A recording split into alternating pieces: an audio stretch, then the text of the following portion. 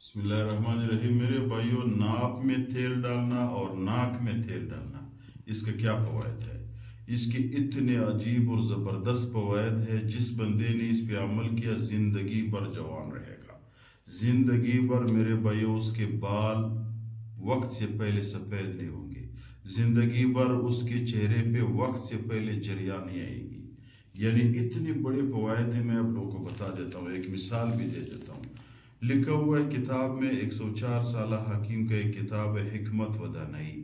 اس کتاب میں لکھا ہوا ہے کہ انسان جب ماں کی پیٹ میں ہوتا ہے تو اس کو خوراک ناف کے ذریعے دیا جاتا ہے. پورے ناف کے ذریعے انسان کی جسم کے ہر اندام بن جاتا ہے. تو ابھی اگر کوئی بندہ ناف کو تیل ڈال لیتا ہے تو اس تیل کی وجہ سے ناف تھر ہوتا ہے. جب تر ہوتا ہے تو جسم میں جہاں بھی خشکی آ جاتی ہے یہ تیل جا کر کے اس کی خشکی کو ختم کرتا ہے. ایک جسم میں جہاں بھی کمزوری آ جاتی ہے تیل جا کر کے اس اندام کو گیلا کرتا ہے. جیسے مستری کسی پرزے کو نکال کر کے اس پہ مبلین اور گریس لگا لیتا ہے، اس کی صفائی کر لیتا ہے، پھر وہی پرزہ اپنی جگہ پہ لگا لیتا ہے.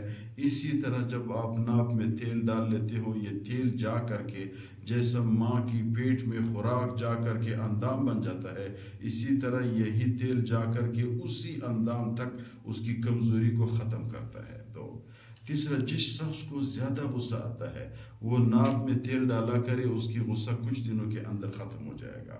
اور جو بھی بندہ غسل کرنے کے بعد اپنے ناپ میں تیل لگاتا ہے اس کی بال وقت سے پہلے سفید نہیں ہوں گے، اس کی چہرے پہ وقت سے پہلے جریان نہیں آئے گی. جو بھی بندہ غسل کرنے کے بعد ناپ پہ تیل لگاتا ہے یا رات کو سوتے وقت ناپ پہ تیل لگاتا ہے تو اس شخص کو پٹو کی بیماری کبھی نہیں ہوگی.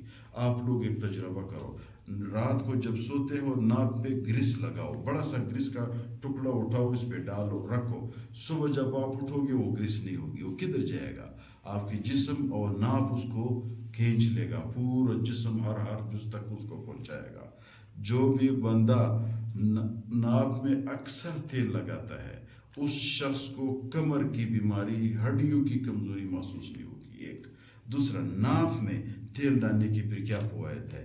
دیکھو، انسان جب گھر سے باہر نکلتا ہے ہوا کی جتنی بھی جراثیم ہے وہ ناک کے ذریعے انسان کے اندر جاتا ہے. جب ناک کے ذریعے اندر جاتا ہے تو حکماء نے لکھا ہوا ہے کہ جب آپ ناک کو تیل لگاتے ہو وہ گیلا ہوتا ہے. جیسا کپڑا میرے بھائیو گیلا کر دے پھر کسی چیز پہ آپ کو کپڑے کو مل لے، وہ جراثیم کو ختم کرتے، اس چیز کو صاف کرتا ہے.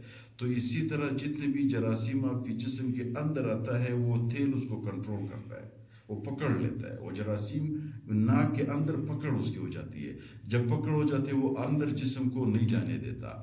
پہلا فائدہ اس کا یہ ہے. دوسرا، جب آپ ناک میں تیل لگاتے ہو، سانس جب لیتے ہو وہ آپ کے دماغ تک پہنچ جاتا ہے. دماغ تک اور آپ کی سر کی جتنے بھی اندام ہے، اجزاء ہے، اس تک پہنچ جاتے ہیں.